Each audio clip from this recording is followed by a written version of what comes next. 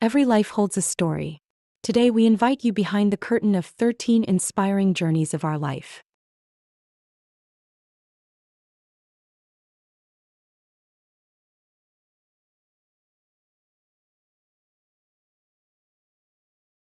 You receive after writing this chapter, and actually what you think, then the person who will read your chapter will get from it. Um, so I think the way that writing this chapter affected me, changed me the most is it really gave me the ability to step into things that I didn't think I could ever step into before. It gave me the courage, it gave me the desire to to help others in a way I had never been able to before. Um, and like we were talking a little bit ago, this year with the book coming out and a couple other things I have going on, my motto is do it scared. And before I would always be like, if it scares me, I can't do it. But with this, stepping into it scared, because this is a story that I've never spoken about before. I've never written about. Like nobody knew about this. And sharing it was one of the hardest things I've ever done. And now I know that I can speak about it freely. I know that I can help others by speaking about it. And I'm going to kind of combine my answer to the two questions, and go back to an event that I spoke at in January and was speaking about some of the same things about this story in a little bit different way. And for me, it was very healing. It was very freeing. Writing it down and putting it in this book for everybody on this entire planet to be able to read was terrifying and freeing. Mhm. And after I spoke about this, and this was a couple of months ago, so before the book came out, there were 250 people at this conference, and I had four women come up to me in the day and a half afterwards and just wrap their arms around me and say, I have never met anybody else who's had a childhood like I have. And I didn't know that I could speak about this. I didn't know that I could heal from this. I didn't know that I didn't have to carry this the rest of my life. And I'm like, absolutely, you don't have to. Like, I give you permission right now to start healing from this. I give you permission to let this go because this is something that we need to speak about. I mean, anything that, not just what I experienced, like every story in that book, the more we can speak about it, the more it can help other people. And my goal is very similar to Laura, not even my goal, my hope is very similar to Laura in that one person, one person reading the story can realize that they don't have to carry around certain burdens anymore. That whatever they have been holding on to for however long, whatever has happened to them in relationships, in family situations, from, whatever it is, that they are able to heal, that there is hope for everybody to heal and get on the other side of it. Because for decades, I thought that I was stuck on the suffering side of it. And I didn't know that there was the place that I'm at right now, I didn't know existed. Mm. And I just want people to have that encouragement and have that hope that they can do that too. Because so many times people get uncomfortable when we try and speak about the things that are difficult for us because they don't know how to respond to it, especially if they can't relate to it.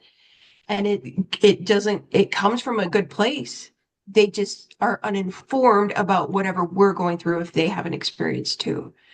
And so if somebody can have this paper, this book in their hands and say, there is somebody out there who understands what I'm going through and that they're not alone. One person, like you said, Laura, one person. Mm. Yeah. That was my goal in sharing this, and being able to share it is what it taught me by writing it.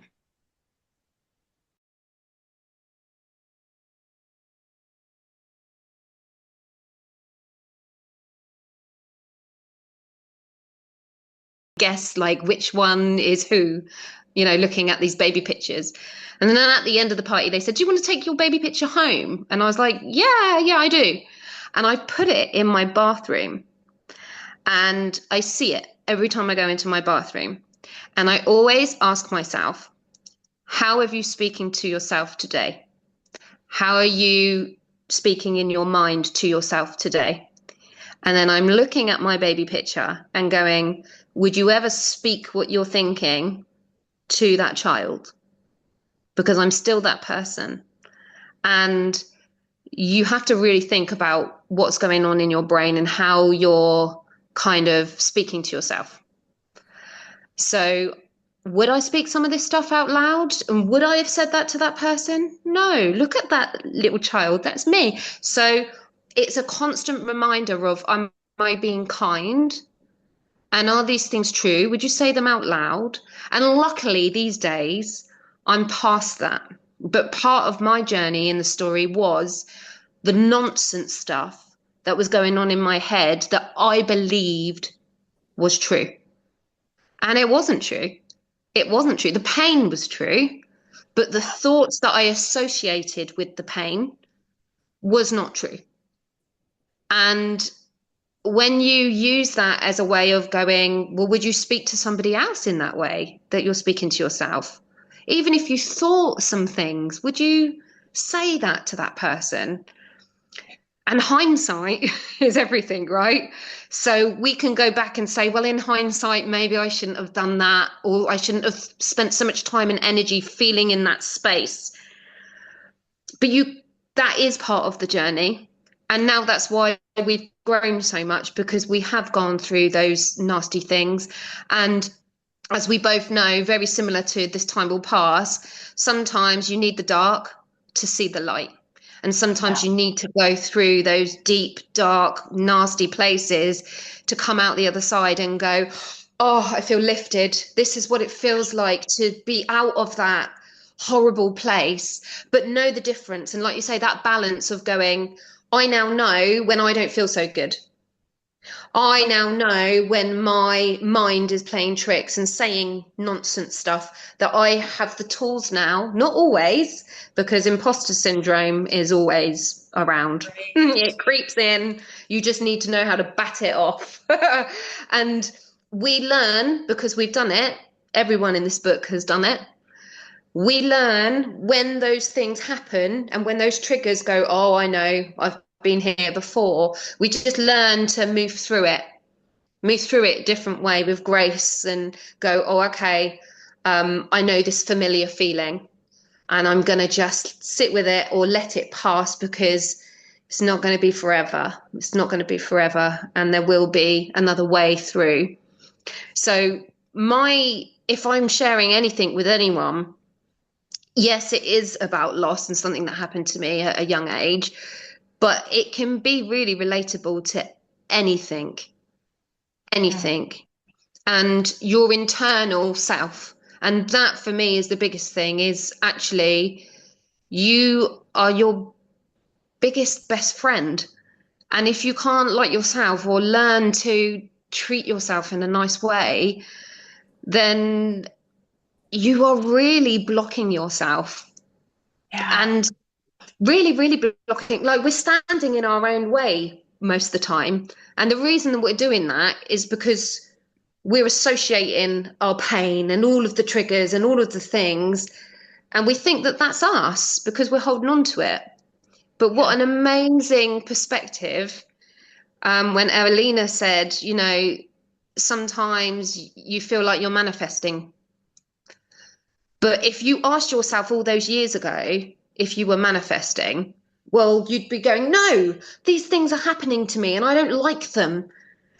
But we're able to actually have a new perspective and go, if something happens that we don't like, to be able to be not so attached to it and go, okay, well, maybe this is happening, because it's going to lead me down a different path.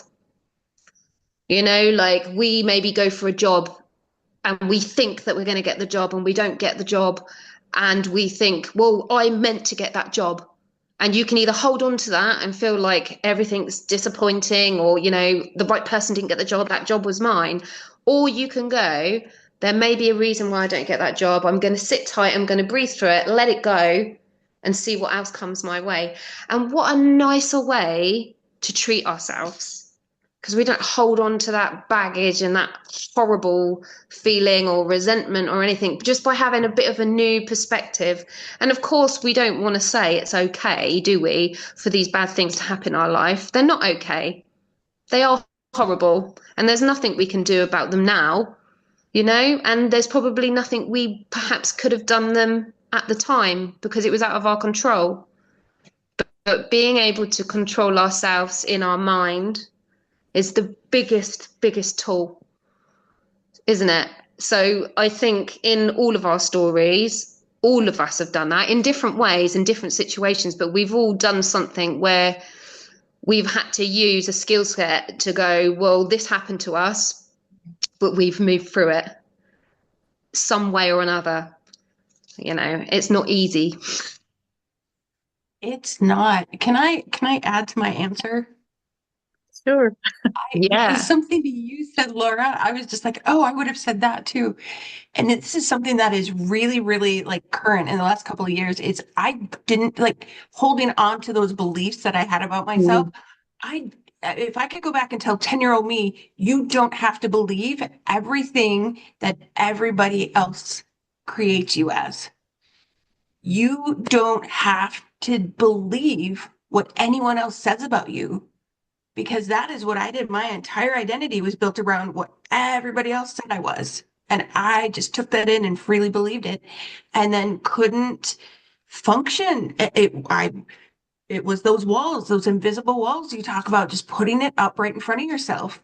Because, you know, and you don't even remember a lot of the times who said it, but sometimes you do. And it's people very close to you, and it's hurtful. And you're like, if they see that, well, they're going through their own experience. And who knows why they said what they said. But I don't have to believe it, anything anybody says about me at all. My identity is what I want it to be, not what anybody else decides it is. So that would have saved like you remember that there's balance in everything. And there's going to be good things and there's going to be bad things. There's going to be easier times and there's going to be harder times in our lives. That even as a child, if I could go back and just like hug my 10-year-old self and be like, this will pass. It's going to pass like a kidney stone, but it's going to pass. And this isn't forever. And we're not stuck forever. There's always potential. There's always possibility. There's always creation, and we can get through the most horrific times just remembering this too shall pass. Wow. I love that. And I also love Tom Hanks. Right? He's amazing. He is one of my favorite actors. Yeah. So yeah, that's really, really good. And I think it's difficult, isn't it, when you have to go back and give yourself advice as perhaps a child, or a time when you've gone through either trauma or hardship or something.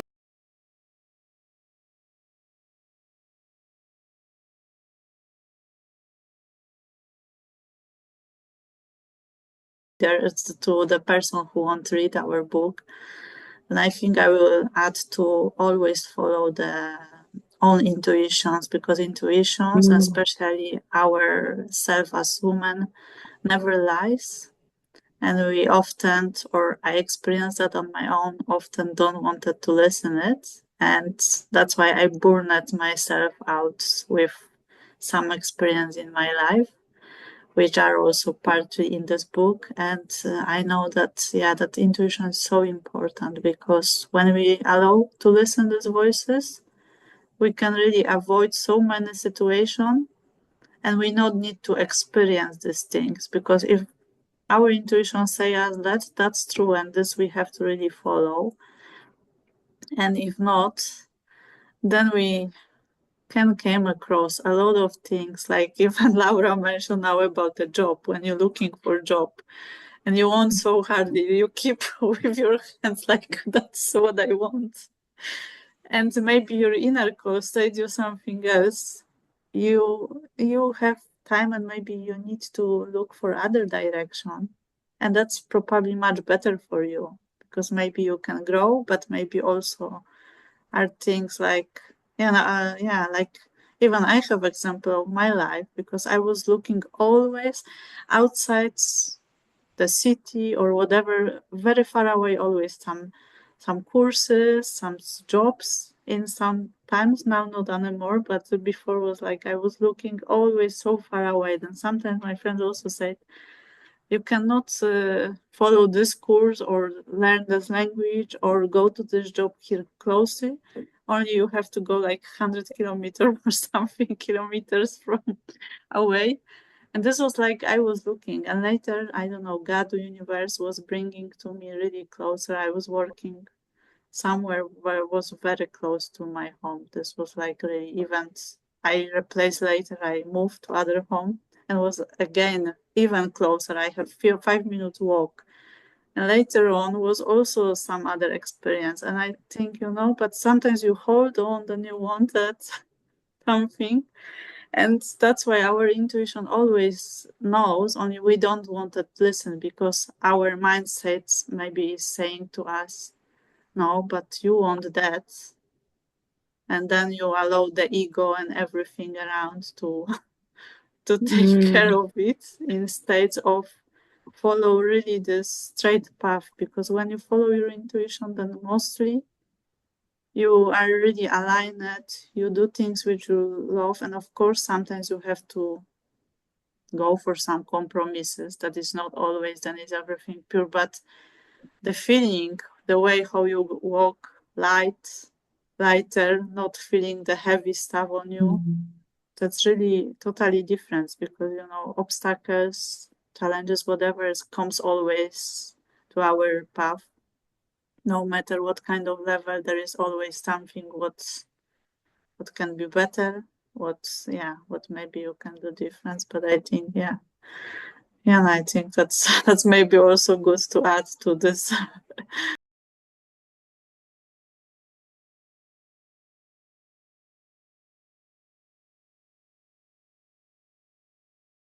Own journey after writing this chapter, what was changing actually for yourself? Was that something what you think changed something for yourself, like after writing that and actually now delivering because now the book is launched? Is there something what changed in you? I think it's like a ever growing thing. So, we've talked about unlocking our potential, but there's always going to be something showing up, maybe not daily, but along the way. And you go, oh, okay. And then asking the question, like, what am I currently holding on to that maybe I can just loosen or let my grip go a little bit? Because often what I find is if you're holding on to something, we are actually blocking ourselves and blocking our way. So I love to write things down. That's the way that I like process stuff. Not always a story, but write things down, what's in my brain, journaling, getting things on paper and just getting it out. Because sometimes I have so many thoughts, it gets so busy in my mind. I just need to do something with them and throw them out. And, asking my question, what am I holding on to? What can I loosen? What can I let flow a little bit more?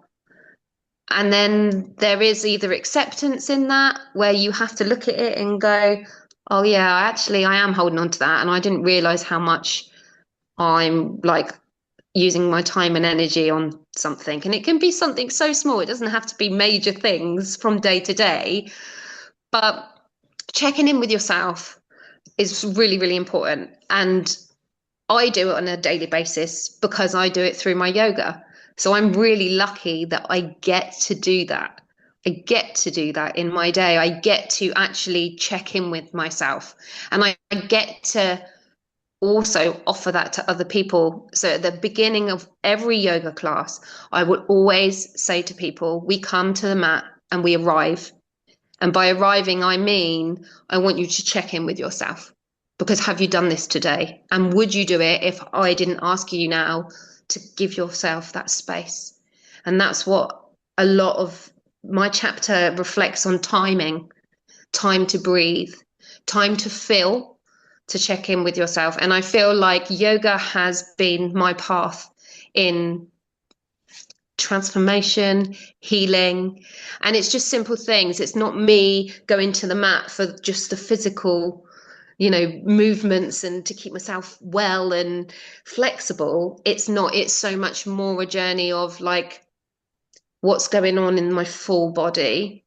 So for me, it's a daily practice and a daily reminder that even though I am unlocking stuff and I've unlocked the stuff that I've talked about in the chapter, the work is always going to be there daily. We're always going to have challenges thrown at us. And I mentioned like the curveballs. Be ready for them to happen. Be ready to recognize when they happen, and be ready to sit with it and reflect on it before we act on it. Because we're so often, aren't we, ready to act because we are that way. We become very animal like with our reactions to something. And it's only when you give yourself that time and space that you go, right, I want to act like this, but I'm going to give myself a little bit of time to think about what would be the best way to move forward. Because my instant reaction says one thing, but when I give myself that time or I write it down, and I put whatever my thoughts is out, I can look at it and go, is that the way that I really want to move forward with it? And letting go of what I'm holding on to and stuff like that, it just gives me a bit more peace. Because it's like you can either decide to stick with something, or you can go, okay, I'm aware of it. I know this is there. I'm not going to hide from it because I know it's there, and nothing will get solved if I just keep holding on and ignoring it. So I'm going to acknowledge it first, have an awareness, and then I'm just going to work with being a human being going through the process of life, because it's not all great. We can be writing a book and a chapter and someone think, oh, it's amazing, you've got yourself all figured out. No, I haven't got myself all figured out, but I know myself a lot better. And I know that next week something can happen that's going to completely throw me off. But I know myself well enough to go, it's okay. I'm going to feel what I need to feel. I'm going to deal with it, and then I'm going to move on. I wouldn't have been able to do that years ago. And that's what the transformation has done for me. So I'm learning every day. I'm learning about myself, and I'm learning through interactions, really positive interactions, and also for not such great interactions, because there's always growth in those horrible moments where you feel like someone's challenging you. But if you look at that challenging thing, whether it's people's behavior or something that you don't like, there is still massive growth in that. And I'm learning to keep my mind so open so that I react in a better way. I write about my favorite guru called Tony Robbins. And he has a quote that I will always bring myself back to. And it is, life is not happening to you. It's happening for you. So you have to find some good perspective, even when it doesn't feel like there is a good thing. There's always something. It's like, what can you be grateful for? When you feel like everything's against you, there is something somewhere that you can be grateful for. There has to be. So that I think, personally, right now, I'm just really glad that I've had an opportunity to write about the book. And going forward, I feel like I'm new every day. Every day I'm new. And I just hope that because of this experience, I can listen to others and be really open.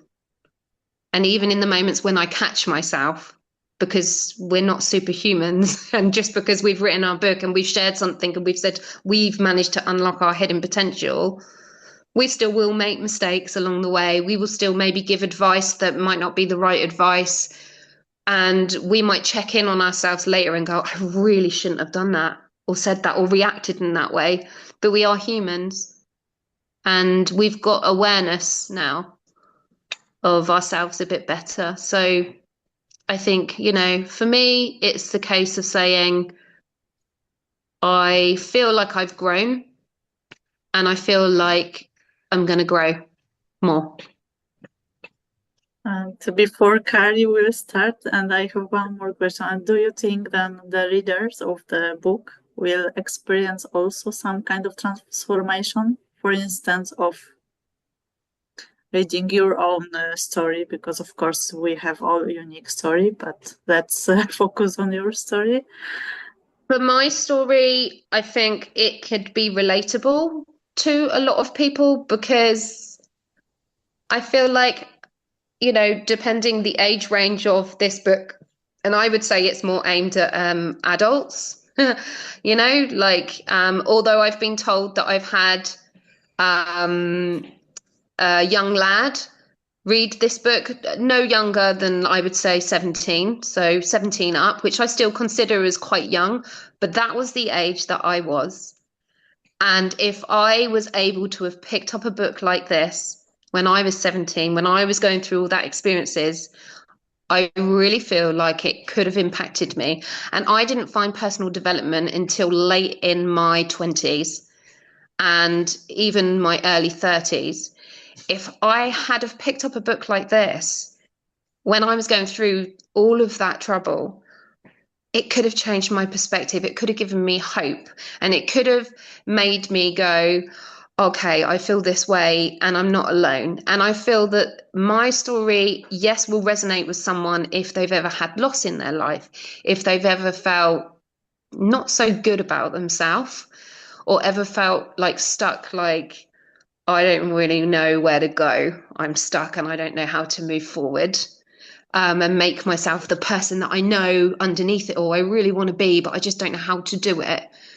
So I'm hoping that, anybody that reads this book, I have had someone reach out to me and say that, and this is beautiful, they've said that they had loss in their family last year, end of last year, so still relatively fairly raw to them. And they are older adult, and their parent that they lost,